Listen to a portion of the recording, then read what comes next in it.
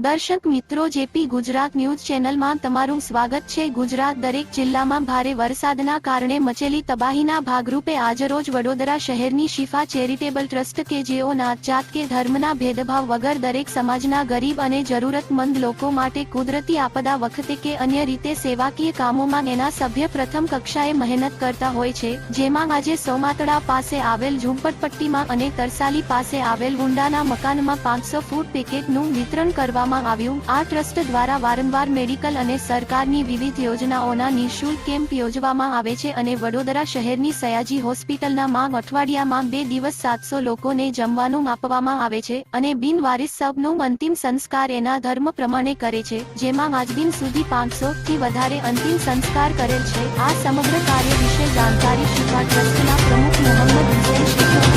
માહિતી મળેલ હતી।